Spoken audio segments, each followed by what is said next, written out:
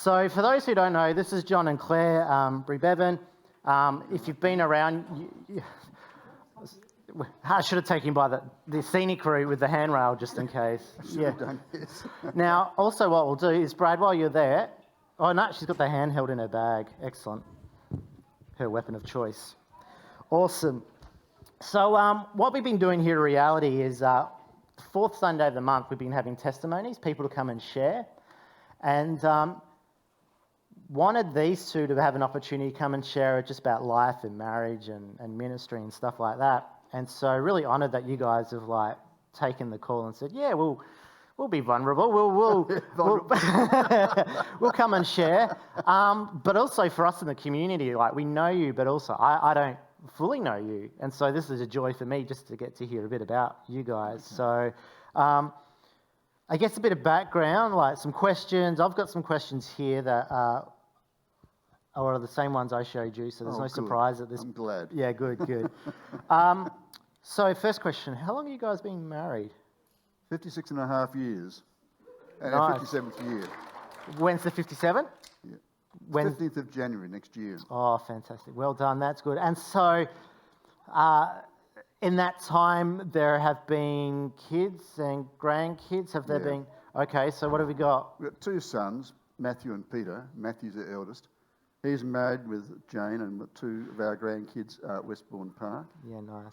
Peter and his partner's over in Sydney. He's a professional photographer. Yeah, wow. And so you don't get to see much over there? Oh, we've just said goodbye to me, actually, last week. Oh, that's right, they came over. He came over, yes. And so, Matthew and Jane have got two children, Emma and Kane. Emma's in her fourth year of doing forensic science and criminology at Flinders, and Kane is doing his second year of civil engineering. Oh, wow. So they're on their way. Yeah, nice. Good. Is this on? Yes, it is. It is. By the latest Women's Weekly, Pete's got the cover, and please keep him in employment. Thank you. Oh, that's wonderful.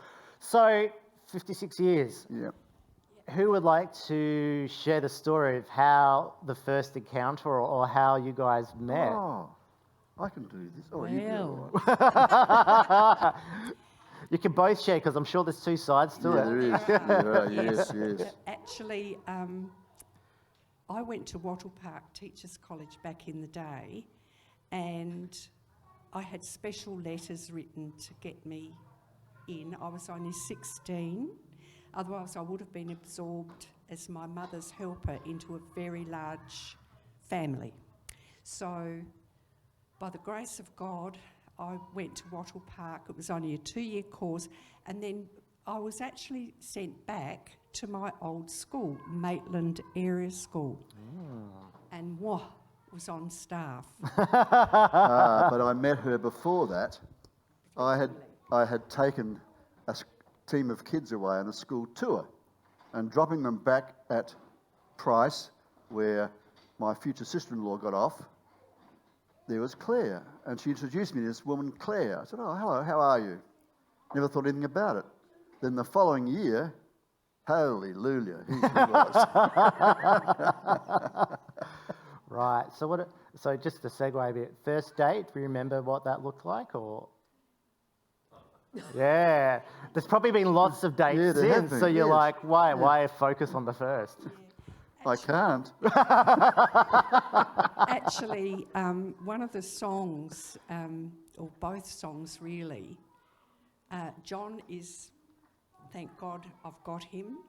I'm the fluffy duck, and when I first went into this little house where I shared with another teacher, on the big tapestry there was pinned a staff photograph of the previous year. And there I said to this lass Margaret, who's that? And she said, and a little voice, because God does whisper to Claire. You didn't me. No, I went first, darling. And it said, you will marry him. And I thought, what? Gee, if I'd known that. Well, look, that just leads into the next question. So there's been a lot in the journey, and so how have you guys managed, or can you tell a time where how you guys work as a couple and your dynamics. As you said, you're the fluffy duck, but also... Out back, please. Okay. There's a The reason. dynamics. Yes. I thought we were going to wait till how we No. resolve conflict. No. dear. No, that we've got comes part of dynamics. it. Oh, conflict's on here. Oh, here we go. Brad, you called it. Brad said a bitchy brings his Port Adelaide scar. Oh my gosh. We are mixed marriage, see? And you are witnessing the grace of God. I'm not allowed to speak to the umpire and abuse him because Claire says, he can't hear you, dear. I said, okay, thank you. And to keep the marriage together, knit one, purl one. Right. So There you go. we could talk about conflict in a minute because obviously I can see that there may be one. It's all fun. But when you guys, if you can recall, when you're trying to work out each other as a couple, like inheriting responsibilities, and that's that dynamics of like who decided who does what and who oversees certain things in the house, or how you guys come with parenting or tasks. Do you know what I mean? Like that question on... Well, yeah. It's I suppose we both come from a working class family. And the reality was that the wife did all the inside bits and the man did all the outside bits. That's how it started off with us. But then it changed. As children came along, things changed a heck of a lot. Matthew came first, and we were so proud of Matthew and so delighted that it was a boy. Then when Peter arrived, I took over Matthew and Claire took over Peter. That's the way it has stayed even to today. Wow. Matthew will go to me, Peter will go to Claire. And so it's incredible. But that's how it started anyhow. That's how we got to going on. So things have sort of changed on the journey based Oh, on yeah. the situation, or when someone has another responsibility to deal with, you've gone, oh, I've got that, hun, don't you worry. That's right, yeah, I mean, you do. I'm going to say that responsibilities that you have, I suppose as being the man of the house, I had the responsibility of the finances and so forth, and make sure we could live and eat 3 meals a day and clothe ourselves. And so that was a responsibility that I had.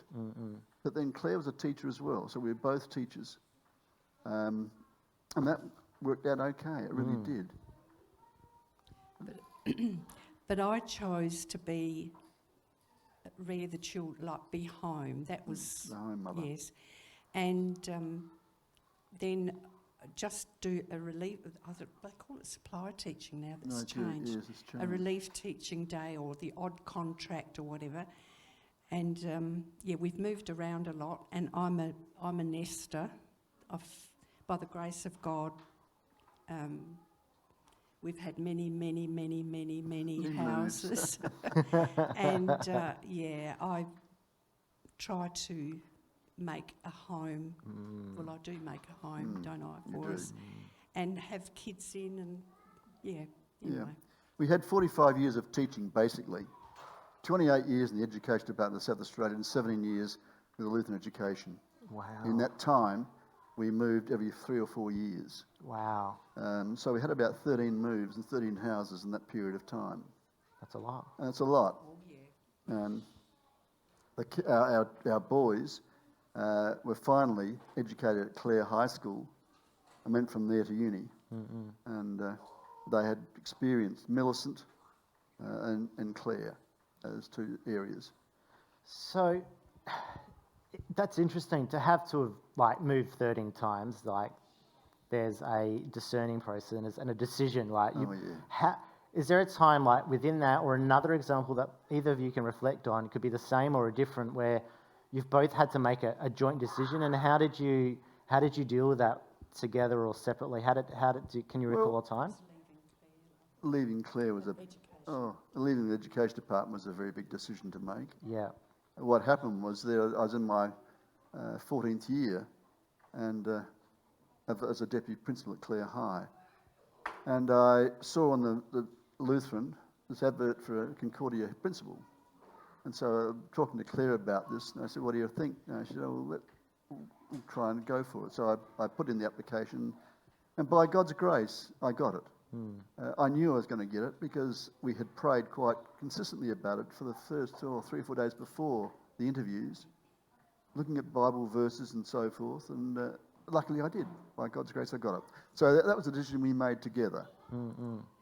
While John was in Adelaide having that interview, I was lying up on our bed in the home that was to be forever, which physically we built. Wow. I've mixed cement and all the things. And I was so settled because this Right. was the first time, this was our home. We were going to stay. We loved Claire and the people, still do. And I was lying up on the bed praying for Johnny, and I had my eyes closed and I had my hands out like this, and I had this picture of Christ's pierced hands, and I was this little baby, this little fetus, curled up in the palm of Jesus' hand. And that was my security and assurance. All those songs, So he guided and gave strength to a very vulnerable, weak lady. that's huge because, John's got this interview and he's focusing on this and you're like, how am I processing this? And having that sort That's of right, precisely. intimacy from God's this utter peace and assurance. So obviously at the time that would have been quite full on though, because, you can look back at now and go, yeah, it was God's grace. Or did you know then and there, there was just this, this is right. We're going to move. That's sad, but this is a right decision. Like, you had that then and there? We knew it was the right decision, but it was a very hard pull to leave Clare and go to Adelaide. It was huge. Especially when we got there. We couldn't get into the principal's residence. We were actually in a two-bedroom home for a while. All the stuff stacked around us, and so for quite a while. Yeah. But then we got to the principal's home. That was fine. Yeah, right. But then I had a call to Concordia in Toowoomba, and I went up there after 5 years at Concordia Adelaide, and 4 or 5 years at Concordia in Toowoomba, 4. Then called to go to St Paul's at New South Wales. Yeah. So that was it. But then during that time at St Paul's, at Toowoomba Concordia, in 1996, I had God come to me very clearly because the doctor told me I had cancer. Wow. And I said to Claire, I don't want to die. And we prayed like crazy. It was Thursday. And by 2 o'clock in the afternoon, I knew that God had me.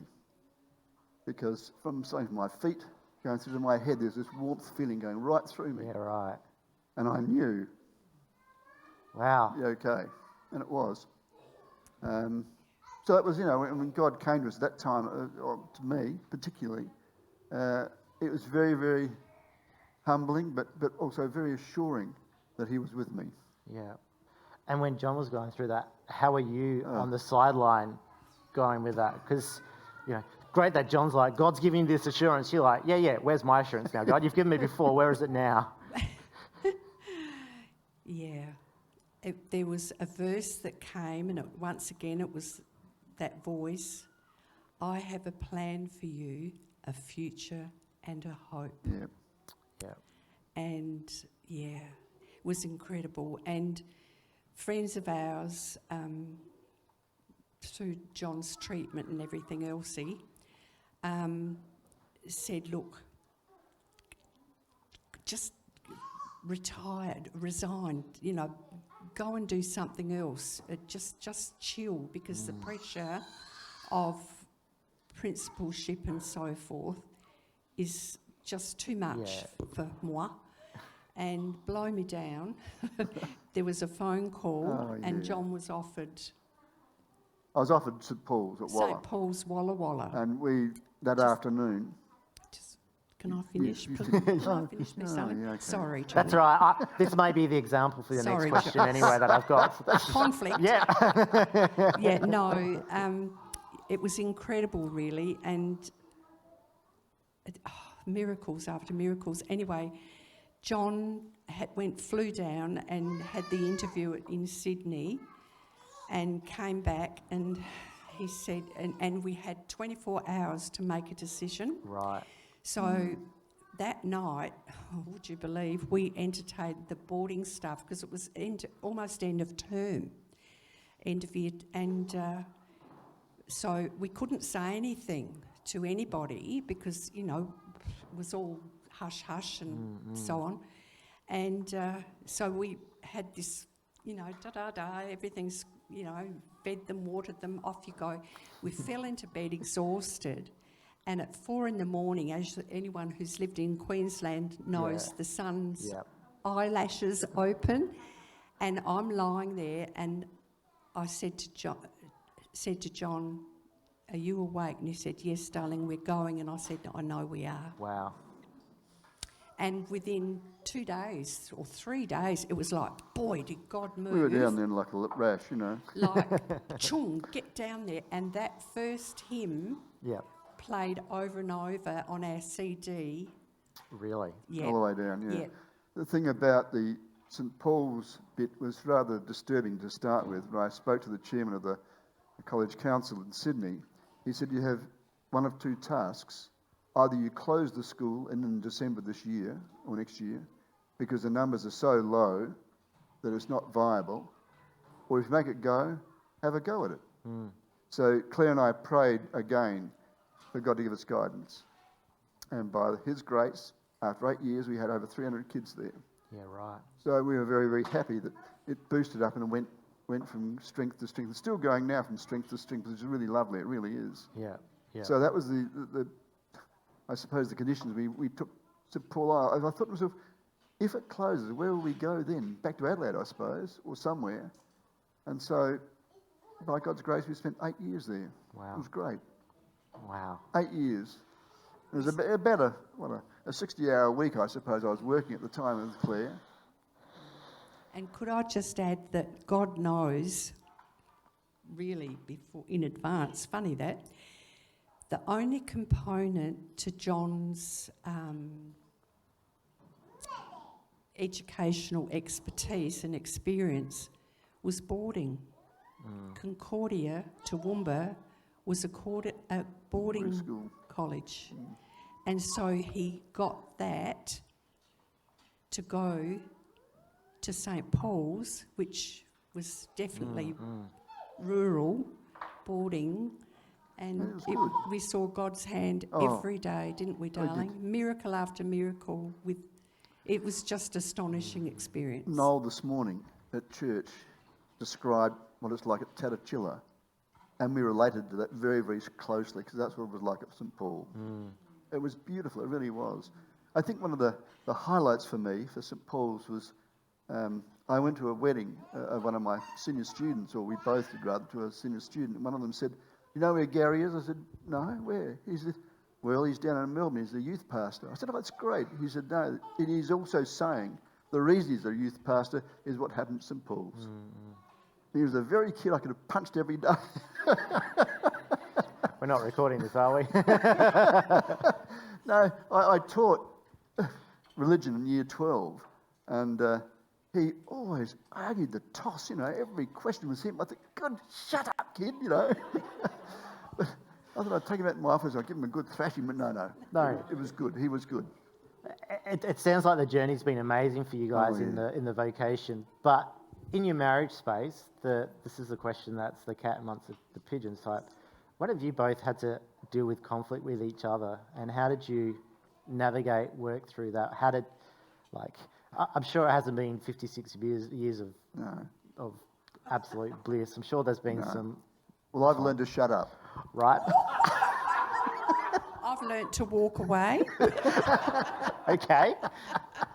Do you guys feel comfortable expanding on an account or something that you've worked through in your marriage on conflict, about what's helped support the other person, or as you said, sometimes walking away is the best decision for the time? Yeah, it is. Yeah. Actually, my sweetheart is very, very quick to come and say, I'm sorry, let me hug you. And he still doesn't get that I need to cool off and just have, it's like a panic for him and a like, Get away from me. Yeah. But, you know, by the grace of God and warts and all, and, you know, there was an old saying that you never promised a rose garden. Roses have thorns and they prick, but they heal. They heal, yeah, this is right. Yeah, and I'm here to tell you right now, I try to make him laugh every day. So a bit of wacky sense of humour helps. Yeah, it does. This is true too. And a little glass of red wine at night. And a scotch every now and again. Yes, that's right, yes. All right. So you've still, as you shared, sometimes it's like you just automatically want to try and resolve the conflict, but sometimes you just forget that what your spouse needs, or sometimes reading them, like you're still working on that. Like it's Absolutely, there's no doubt about it. It is work. Yeah. It's a constant job. And it's not like the telly or movies. No, it's not. So how do you guys, if I can expand and you don't have to, bring some resolution in that? When do you guys decide, okay, look, we're going to unpack this? Like, do you think because of your faith that helps with some of the conflicts sometimes? Yeah, absolutely. Absolutely. As you say, you always say sorry, because probably it's important to say and receive. How does that dynamic work for you guys? It's hard. Really. Every situation that we get into is different from the previous one. Yeah. And so it offers or asks for a different resolution, I suppose, in many ways. Good. But in the term, give it a day to simmer down and we're back to normal. We might have had a few words, but it's back to normal the following day or a few hours afterwards. As long as we can say sorry to each other and mean it, then walk away from it and not enter into it again, that's fine. That's it. And do it before you go to bed or, before the end of day. Don't let it fester. Overnight. I think there's something in that in the Bible, so that's good teaching. Danger. It could be 2 a.m. Not really, but yeah. What do you mean, not really? So you've shared about just sort of your life and your journey, but like as a couple or in a church community, have there been times when you've been able to do ministry together, and how does that look? But also, you probably have different passions or different areas you want to focus on. So how does that look, and how do you support each other? So I guess the first question is, ministry in the church, why do you engage in the community as a couple? What is it that you are passionate about in the church? Why are you guys being frustrated at, but also have gone, this is why? Well, there's been a couple of ministries that we've been involved with immediately, but we've now stepped away, I suppose. But Jocks and Socks was the first ministry we started. Yeah. And for those who don't know Jocks and Socks, what's that? That's winter warmers now. Yeah. It's changed through evolution. Yeah. But we've had 5 or 6, 7 years of doing that. And the rest, okay. Yeah, probably about 10 or 12, wasn't it? But anyhow, it was good. That was a ministry we really enjoyed and loved doing. The second one, I think what Claire has been involved with is really good. You tell her about Playgroup. Playgroup. I do love kids. Yes. Playgroup is my passion, and I just love children. Well, to tell you an example of this, I can walk down the corridors at Westfield speaking to my wife and turn and she's not there. Where the heck is she? And about 20 yards back, she's speaking to a little baby in the chair, in the wheelchair, the pram. I thought, yeah, thanks, darling. Everyone thinks I'm a bit loony. Walking down, talking to yourself. My wife's here. No, she's not. Well, if he held my hand, I'd be dragged back too. Oh, that's great. So you both have different areas that you serve in. Like now, John, you were overseeing the scholarship fund through the school and stuff like that. The Education Scholarship Fund was an idea that we had in 2017, which is now going very well, I'm glad to say. Yeah. We've had experience with the school, which is really tremendous, and I'll support our school to the loving day that I die, because I believe in it. And it's incredible to believe, I think, something like that, which is so beautiful. But no, there's that. We've had life group we've been involved with, and I've been involved in the organisation that many, few years ago. But then we separated. Teenagers we've been involved with, and I hold a golf tournament here every year. Nice. The major golf tournament was very, very good. It really How do is. you go in it? No, I refuse to go in. Okay. I can't putt for sour apples. I used to play golf. Yep. I played golf for 35 years.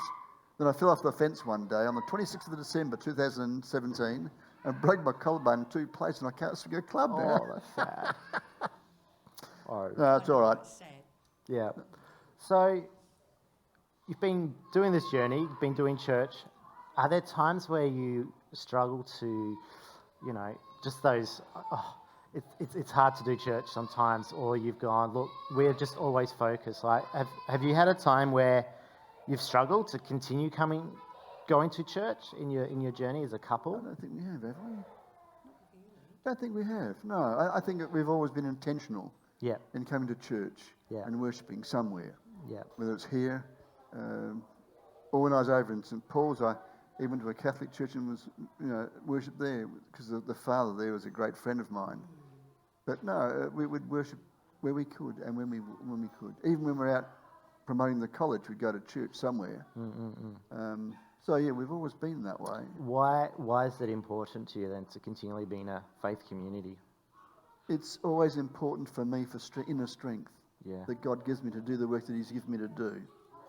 Because Jeremiah 11:29 is my mantra, Yeah. and that to me is very, very important. It really is. The Lord said, "I have a plan for you," declares the Lord. "And I'll not doing you harm, Yeah. but I'll give you a hope for a future." Yeah.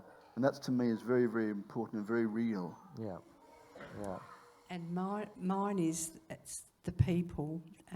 I just love you guys, and just when we first came here from retired at Flaggy, came home,